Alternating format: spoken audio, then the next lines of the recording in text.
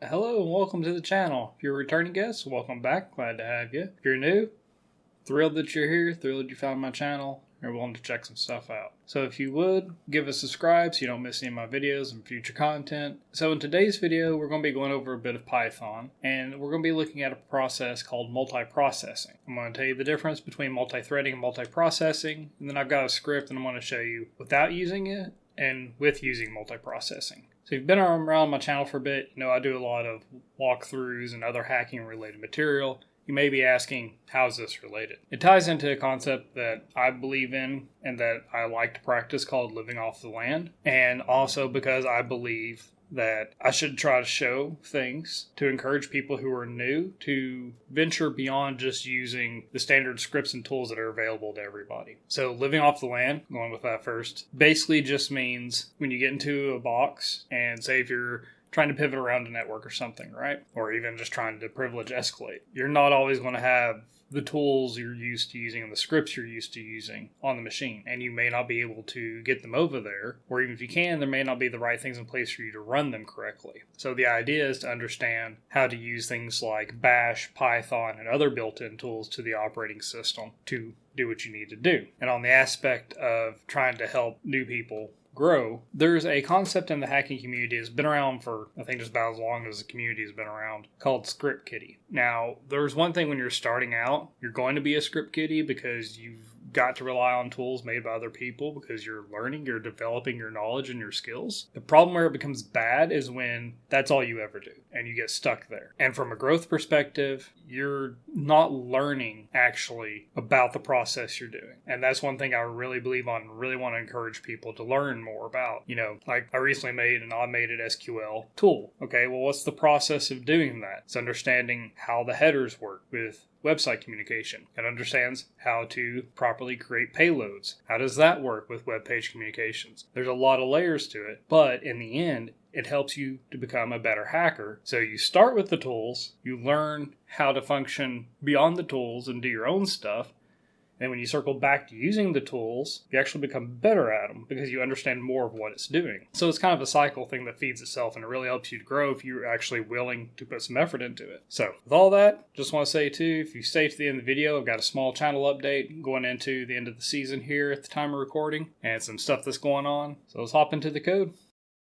Alrighty, so first we're going to talk a little bit about what multi-threading is. So basically what the idea is you have, if I can get the square drawn, get this written, your process, right? So I'm still getting used to this new tablet. I love it, but it's taking me a little bit to get used to it. And this process is going to run on one core, usually on your processor. Now what's interesting is that normally this process, most of the time, is just going to have one thread, but you can actually run multiple threads, and this is what's called multi-threading. And we can do this in Python with the threading library. So one of the biggest drawbacks to this is that it shares resources, and you're usually limited to the core of the processor's running on. So while this can be faster than just running your script normally, you're still going to hinder yourself a bit. And that's where multiprocessing comes in. Now the way this works, if I can get my pen down here, is you have your code, which we'll just call PY. And when you do multiprocessing, it's going to start several processes and each one on its own core. So this is where you can take advantage of multi-core processors. And then each of these can have their own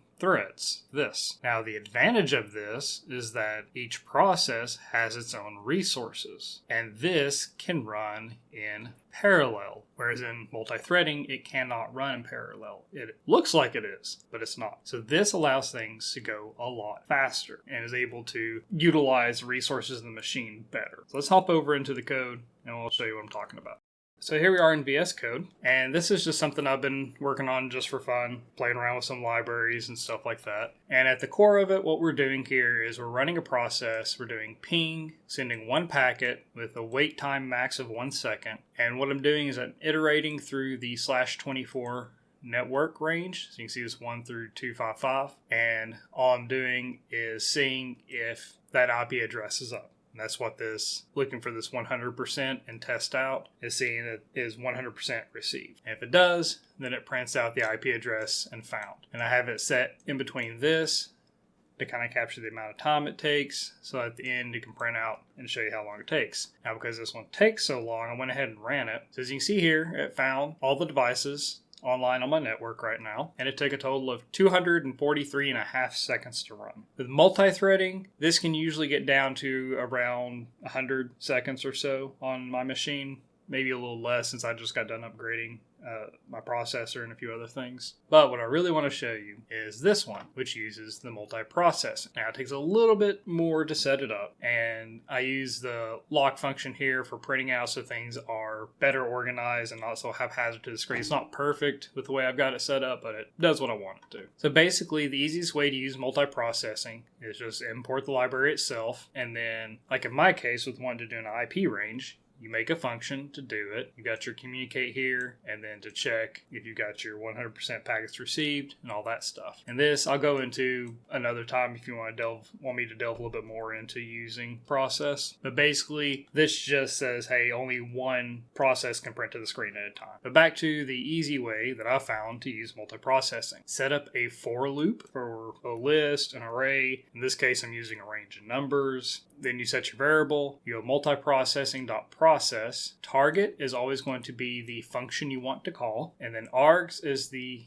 things you'll pass to it. So you see up here I've got oct for the last octet and lock for the lock function. So you pass them in this way. Now, side note, if you only have one argument to pass, make sure you put that comma. Comma goes there regardless. And then a trick to help this run a little faster and not have to have so many lines of code is to put the dot start at the end. So if you've done anything with multiprocessing, multi-threading, usually you set up your process and you do your dot start for each of your threads or processes, then your dot join. This takes care of all that one shot. And I'll just do a time sleep, so that way, as you can see how this prints at the end, this will allow it to print at the end as well, and it just prints out the time it took. So, like I said, the first code ran for 243 seconds. Let's run the second one and show you how quick it is.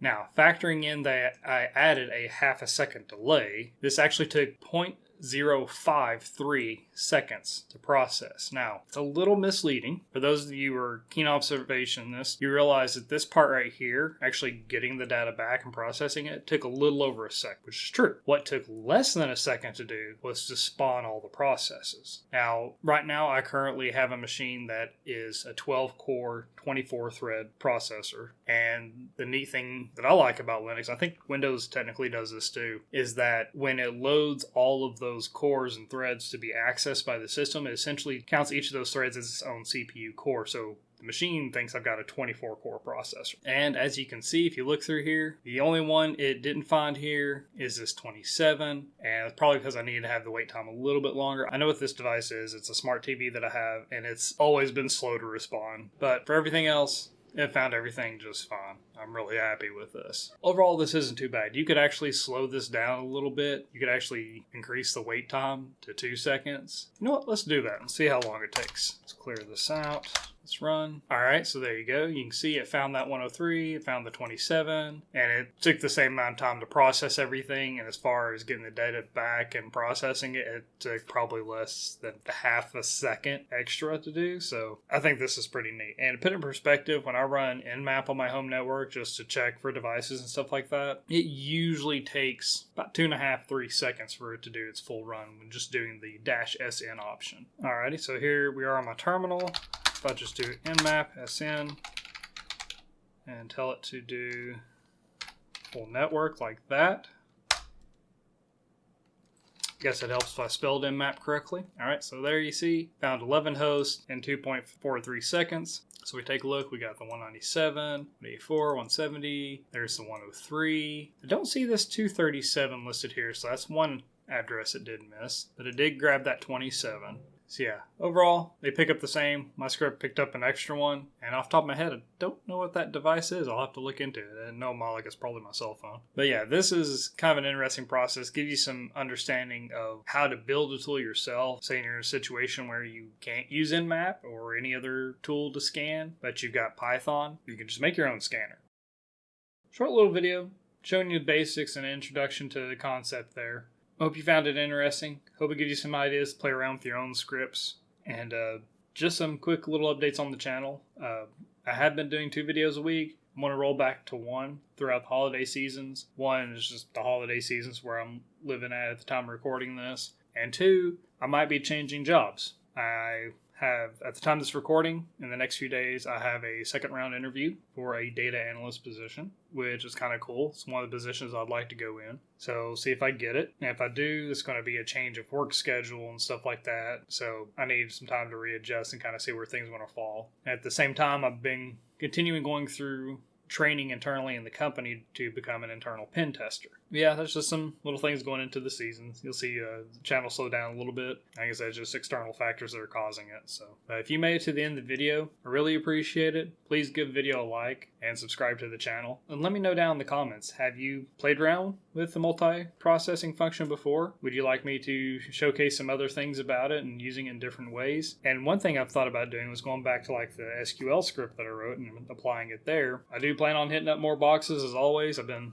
a little off on that. Of course, I've been upgrading my PC and middle of the month, server time, doing updates and some maintenance and stuff like that. So that's been fun. But I do plan on doing the Try Hack Me Advent of Cyber again this year. If you've never done it, it's a really cool thing where the month of December, each day releases a new challenge, and it's from the 1st through the 24th, and you have a chance to win these tickets for prizes and stuff like that. It's actually really cool. I've done it for the past 2 years. Usually beginner friendly, usually kind of hits a lot on the basics. It does have a little bit intermediate stuff in there toward the end, but it's a lot of fun. So let me know down below if you might be interested in doing that. Well, I hope you all have a good week. I'll see you next time.